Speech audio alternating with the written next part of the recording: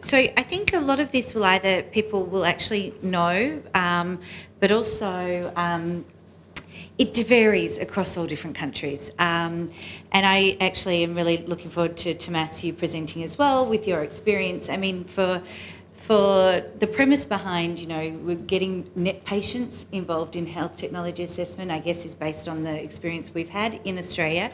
But also, the benchmark really is the HIV, hepatitis, what you've been able to galvanise, not only in your own countries, but globally, is really where, we as a rare cancers and would love to get to. Because it's sort of a similar story, but obviously how far you've come is absolutely incredible, and we can only learn from everything that you've done. So I won't. I'm looking forward to actually hearing everything that you're talking about. But I guess this was actually a presentation I did in New Zealand to all the patients. There was about 20 patient organisations in New Zealand, and you would think in our lovely little sister cousin country to Australia that they would have a lot of access to different drugs, but unfortunately they don't. So I guess I was asked to present on trying to really empower the patient organisations to get involved and to get angry, I think, just to get angry to start to push for and advocate for themselves. So the whole premise was no decision about me without me, and how to get into, and I guess this will lead into sort of some of the boot camp ideas that we've got around educating patients about clinical trials, but to really get to sort of know what is the health technology assessment in my country. So I'm sorry, I probably should have, this is sort of just what we'll be talking about. And the stakeholders, obviously it's really important to know who the stakeholders are in health technology assessment. I've just got a little bit of a brief overview of what the international landscape is, and some best practice examples. But it's really interesting because when I talk about the best practice examples to the people who live in those countries, they're like, oh no, it's still really bad, where we're supposed to be, the shining light of it. So what happens in theory and then what happens in practice is obviously very different. I'll skip over who we are because I think you know who we are.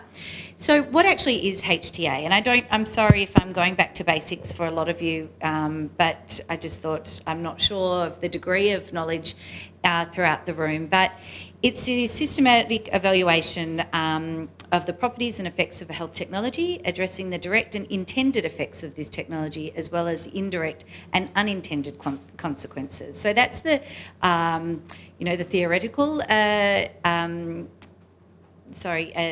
example of what HTA is. And I think I got really interested in HTA through the HTAI, the Health Technology Assessment International, which is a great conference, and I do absolutely say if this is an area of interest to you, that is a fantastic conference that happens every year. And there's a wealth of knowledge and global knowledge there, and there's all sorts of different funding bodies and that sort of thing there as well. So that's just a little side note, and actually, as I mentioned, Ron is actually at that as we speak. So clinical effectiveness, cost effectiveness, safety, social and economic characteristics. These are all very difficult and again vary from not only country to country, but obviously from assessment body to assessment body. The aim of HTA is to make evidence-based decisions about public funding of health technologies across pharmaceuticals, diagnostic tests, devices and procedures, and recognising the importance of patient involvement. It's not been extensive, but it's slowly growing. So it's been theoretical again, but it's also how do we measure the importance of what patient involvement is in this as well. There's obviously perceptions versus evidence as well. So these are some of the key stakeholders in the process. So you have your reimbursement and your decision makers, you have your assessment agencies. So in Australia, our assessment agency is TGA, our the Therapeutic Goods Administration. The reimbursement is the Pharmaceutical Benefits Scheme. Then you have your pharma, you have the payers, which is obviously the taxpayers and government. You have your doctors and you have your patients. And around them you also have the organisations, the research organisations, media to an extent. We've seen some really good stuff from using media to try and get access. And obviously your HTA experts. So I'm hoping, I'm not sure if this graph is still, or I think it's still relevant, but I guess this was just sort of showing a summary of the patient involvement at the different stages of assessment in each country. And sadly, as I said to our friends in New Zealand actually isn't even on there at all, which is, again, for a developed country is a bit of a concern. I hope that has changed since I presented this. But you've got the lack of patient involvement in the assessment cycle, if you like, from the Mexico and South Africa and Italy and France. Please correct me if I'm wrong, because this is something that was, we presented globally. Patients are invited to provide comments in those countries. Patients have a voice in the appraisal. So, Australia, we're really bought in at the end. We're bought in to make submissions on, once it's gone through the whole processes, to make submissions to the Pharmaceutical Benefits Scheme. We have no say in the TGA necessarily. So we really just bought into that, and I can talk about the issues around lack of transparency. We have a 6-week window to make submissions for a particular drug that will affect our patients, but then we're not told whether that submission held any weight whatsoever. We don't actually even get they may have changed it. We used to not even get a reply email to say that they'd even received our submission. So it's all very smokes and mirrors, and it was just all very untransparent. But obviously, globally, the systematic process of including patient views and what's benchmarked as the best practice is the Scottish medicines, NICE and CADITH in Canada. So I'll just talk a little bit about those, which I probably don't need to too much because we have our Canadian friends, but we have our UK friends. But I guess, when we're looking at how to involve patients as much as possible in the process, and, we'll be going on and talking about actually getting patients into the trial design of clinical trials, we hope then by getting the patients into the clinical trials, this will actually help the reimbursement and the health technology assessment, because we can actually, or the pharma or the sponsors can actually show we've actually had the patients involved since the start. This is the drug they wanted, this is why they wanted it, this is the clinical trial data that we've got, and the patients helped design that trial. So really, to me, it's always been like, it's a sort of a no-brainer to bring the patients in at the start to get the end result that you want, which is reimbursement and access. So we really hope that changes, but I think we've got a long way to go. So the nature of evidence is important from the regulatory body's perspective, and it changes a lot. So it's high quality that, when you're looking at these submissions, what weight does the patient evidence have? And the clinical evidence is obviously very, very important, and so it should be. The economic evidence, we believe, is very, very obviously important to the payers. It probably outweighs the clinical evidence sometimes, because it's how much do we want to pay for a particular treatment. But what weight does that patient evidence have at the top? And we would like to think that it has more, or we would like to push forward that it should have more as well. So this is just a bit more of the NICE process, and again, I'm happy to be corrected by the people who actually deal with NICE. But there's the key stakeholders. So there are obviously lay members, consumers within the appraisal committee. They have the national charities. And I guess one of the key things that came up, I think, in 2016 when I was talking with NICE was, they had on hand a database of all patient organisations that if a drug came up for appraisal, they were able to contact a patient organisation that may be relevant to that drug and talk to them through the process or through the submission.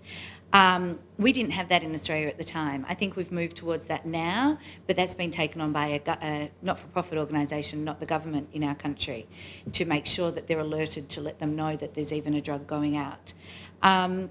Patient experts, and this is really our key thing that we want to do through INCA, is provide more patient experts around the globe, especially in these sort of different processes and research.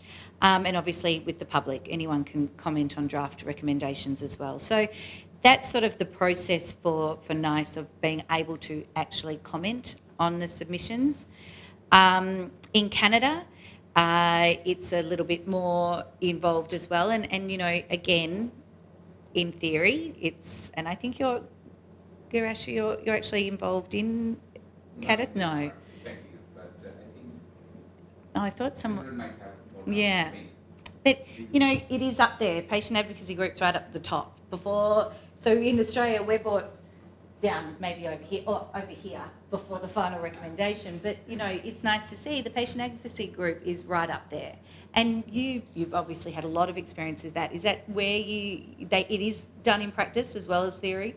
Yeah, I mean, for sure. And there's usually three arms. There's a clinical guidance, so that'll be like clinical experts on the area. There's an economic panel, which will look strictly at economics, and then there's a patient panel. Yeah. That'll look from the patient viewpoint and how meaningful this is and how impactful it is from a patient viewpoint. And then those three arms sort of come together near the end.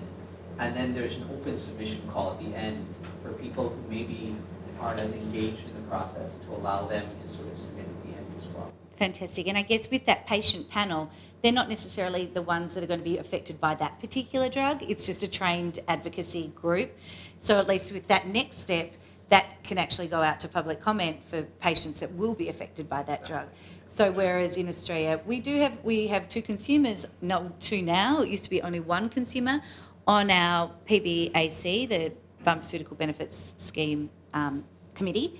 But even there was one person just taking in all the submissions. It could have been thousands upon thousands of submissions, and to go through all of those without having really then being able, it was just, it's not sustainable. But it hasn't changed too much except that they've put one more extra person on that committee. So to have the group right up the top of input prior to even the review is incredible, and obviously that's the best practice, and we would love that in every country.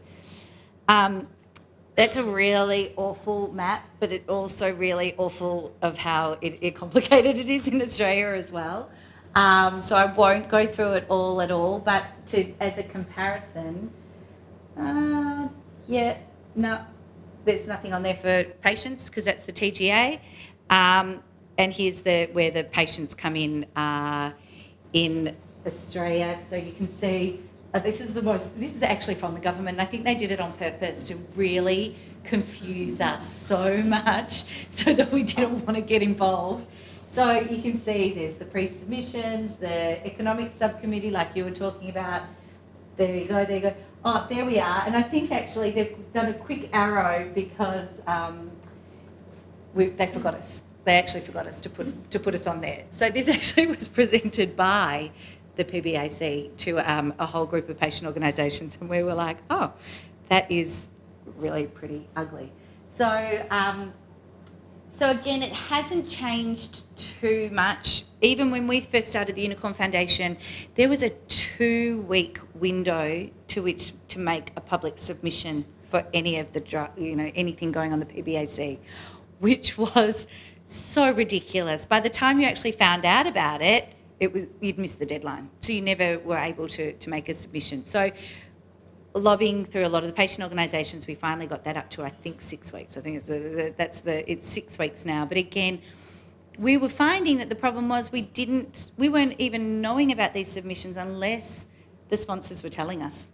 And so where's the government in this trying to involve the patient if we weren't even being told about what submissions that were affecting our patients coming up on the PBAC. So I just wanted to do a bit of an example of what in our time in Australia that we've done. So we've educated patients about how to make submissions. We've done little templates on letters, but obviously the most powerful thing is to tell their own story. We have had 2 successful drug listings of sunitinib and everolimus, and interestingly with the everolimus one, there was more submissions made by NET patients than when it went up for breast cancer. So that's how engaged the NETs were, and we just were desperate for anything to come on board, and that was quite some years ago now. In 2015, we got a lot of consumer groups together under the Cancer Drugs Alliance, and we published a white paper. So white papers are always very, very important, and hence the scan is what we'll be aiming for. And from that led to the white paper with us trying to change the system of the PBAC and getting more consumers involved in the process. That led to a Senate inquiry into the availability of new and innovative specialist cancer medicines in Australia, because our biggest complaints were the time between submissions, or the time between reimbursement in other countries compared to what was happening in Australia.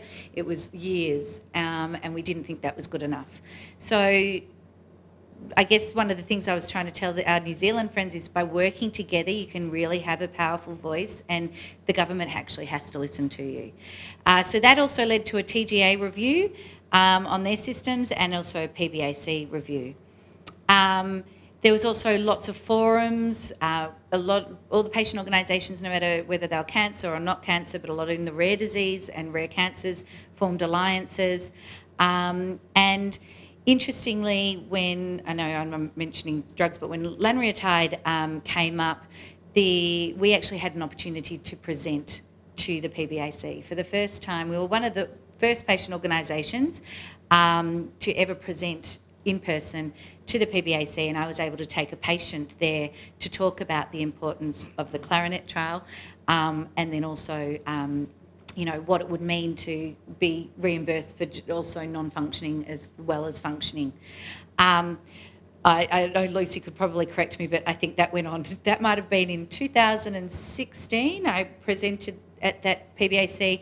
That only was positively listed at the end of last year. So that's how slowly our system works. And then we actually, again, by a lot of galvanising and a lot of alliances, we had another Senate inquiry into research funding for low survival cancers. And the exciting thing that happened from that is there was a lot of noise around our Medical Research Future Fund, because our National Health and Medical Research, NHMRC, really didn't.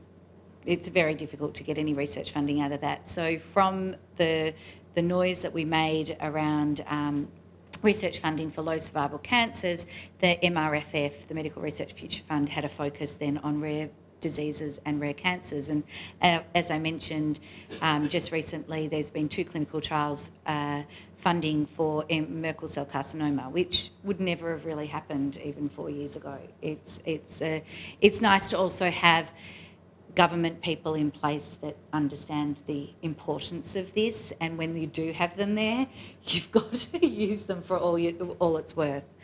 I won't go up into this too much because I don't want to make Fiona feel bad, but this was something that I think we did quite a few years ago at the summit. I think it was in 2016. We asked, and this was going back to access, we asked everyone to fill this form out about what was available in their country. This is a little bit outdated, but not too much. Actually, no, I did update that. But to see, there's quite a few whys on there, that there is access to it, either yes or no, and there is quite a few whys. I mean, we have a different sort of funding for PRRT, which I won't go into, but generally, patients in Australia with a NET will be able to access the treatments that they need. And then we had our New Zealand. But we are so excited that we really hope in July, due to the lobbying and the painstaking work of Unicorn Foundation New Zealand, plus all the clinicians, that they will be getting, they'll probably get PRRT. You'll get that before you get everolimus or nib or lanreotide. I mean, this is the craziness of access and what we can try and do. So that's just a little bit of, how can patient groups be part of the solution? You can be part of the solution by having a seat at the table, and you can have a seat at the table by making sure that you're educated and you're aware of what the issues are, not just in your space. I think it's really important that you're actually representative of the issues, not just your issue in particular. I think that you listen to a lot more by, the powers that be. And, when we found that we were, funding for PRT in Australia was going to be, maybe taken away, you know, the lobbying we did through our clinicians, through the media, through patients, was able to secure that funding back, and it hasn't been talked about again. So we've got enough funding for patients in each state. We will revisit again if we have to, but at the moment we just keep quiet while it's still available to everybody. But again, we've got our systems in place that if something is taken away, and I know that, Kathy, you had to deal with this with, you know, PRT as well, you've got enough educated patients out there, you've got enough templates to sort of galvanise the patients to action, and that should be working all the time. That, you know, that's our advocacy sort of side that we always do, just in case something comes that we have to try and, you know, fight for access again. So that's how the key to success is. I really believe alliances with other organisations is key, because, you know, this is one of the really exciting things we've even done with INCA, is forming global alliances with either the Union for International Cancer Control and NORD, and, you know, is again having us at a seat at the table. It's so important. No one knows your issues unless they hear them, and they only hear them if you're actually, you know, you're dogged enough and you try enough to get it to them. I understand it's different in every country, and that might not work in your country, but I guess it's just trying to motivate you to keep on trying. And obviously the education of your supporters, because they don't know what they don't know. A lot of our patients, when we first started, you know, they wouldn't have known what the PBAC stood for. They didn't know where they got the drugs from. They didn't know what reimbursement was, or they didn't know how it affected them. But they did know how it affected them when they didn't have access. So they didn't know how it affected them when they did have access. So that's the important part. And I think that's for the general community as well. So that's just my brief overview of patient involvement in HTA. Does anyone have any questions? It's not a question. I just want to suggest two additional sources, three additional sources to you. One is the HTAI conference is happening now in Cologne as we speak. Yeah. So it started on the 15th and lasts until tomorrow. Unfortunately, HTAI does not broadcast the presentations on the internet, contrary to other conferences, but follow the Twitter feed, because the patient representatives who are there are broadcasting pretty consistently about what's going on in the conference. So that's... Agree, Tamas. Sorry, I did mention that because that's how I got involved for the first... But Ron Hollander, our immediate past president, instead of appearing here, he's actually at that. Yeah, he received a travel grant. So INCA has some representation there, which is fantastic. That's brilliant. And then the other is that from NICE, Karen Facey and Victoria Thomas were... so you see, and she wrote a book about patient involvement in HTA, which is unreasonably expensive, but go to a library. It's a brilliant book. It describes the whole process in a lot of detail. And also, if you go to the Patient Academy website, which I will show you then later, there's a series of webinars and articles about patient involvement in HTA that will guide you through the process. The website address is www.eupathy.eu. And you will find articles and, as I said, webinars where patient representatives who have been involved in HTA processes speak about their experience. It is. That's a great resource, and we'll get that sent around. I think when we send around the slides to everybody, we'll get those, definitely listed as well. And I remember when Karen was actually working on that book, it was a work in progress for quite some time. And Karen, I think had her in our Italy summit in 2014, and she's fantastic, and especially around the Scottish, her experience with the Scottish Medicines Consortium, and again, she's what sparked my interest in it as well. So she's fantastic. So we will get those links from you. Thank you so much, and we look forward to Ron writing his little report when he comes back from Cologne. I know the timing was a bit bad because I know that it is such a great meeting. So, Joe.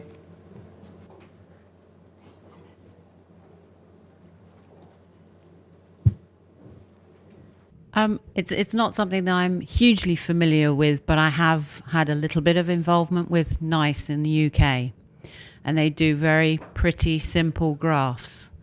But that triangle that you showed, patient involvement, it's there. It's in the graphics. Theory, yeah. It's encouraged.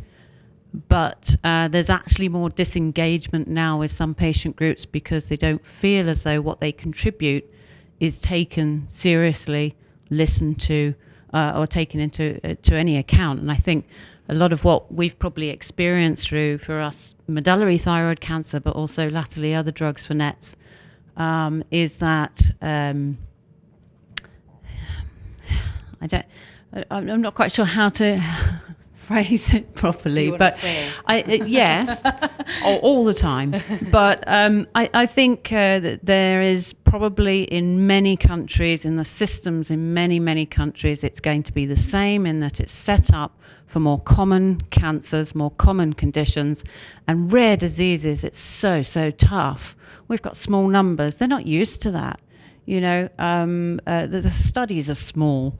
There are things we can do about that eventually, but I think we're having to start working much more with umbrella groups to try and put pressure on these HTA, processes to really incorporate rare diseases and to really think about the fact that we had 2 drugs for medullary thyroid cancer that we wanted both of them. They're both tools that can be used in patients. And I made a comparison, and I can't remember the exact number, how many drugs there are for breast cancer. We just wanted 2. They gave us 1. It was and cost-wise, compared to patients.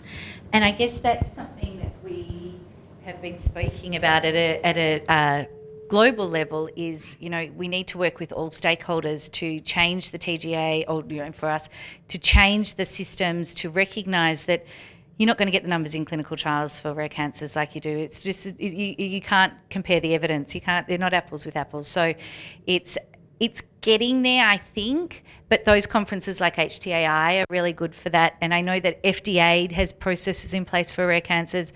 The TGA does, but it's still not there. I'll come over to you. Thanks, Simone. It's really just to build on Joe's point. I think one of the challenges that we found when the HTAs are being conducted is that if you're talking about NET, you need a specialist involved in the appraisal. And often, if it's related to symptoms, then NICE or whichever appraisal committee will go to a specialist that they think is appropriate and not necessarily a NET specialist. And this is where I've seen the patient advocacy groups really have power in terms of the selection of the expert. So that's the first thing that I wanted to say. The second thing is, I know that you touched on it a little bit with the PRRT funding potentially being taken away, but the other area that we've seen real great work from the advocacy groups is when there's been a no, or a minded no, or a negative opinion, and then to actually really look at how that can be supported from a patient perspective and looking at the importance of the condition and really raising this. So that they're just the 2 points that I wanted to make.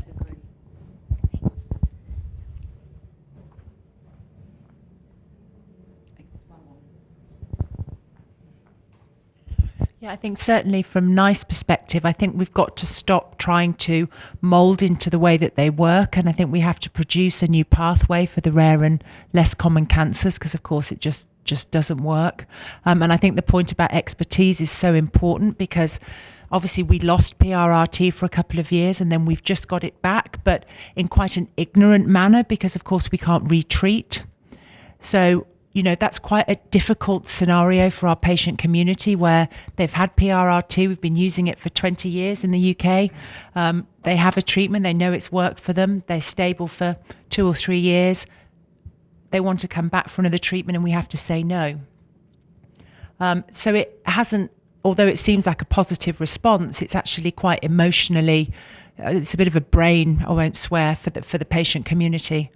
So I think there's still a lot of work to do, and I don't think they're a gold standard at all. And I guess that's the conversation we need to have with New Zealand to make sure that when they're getting approvals now, it looks like they're basing their approval system on what NICE has done in New Zealand. And it's like, Oh, no. Go So for SMC. You need to have, I think, well, you need to have a discussion to say, what are you going to do to try and combat that?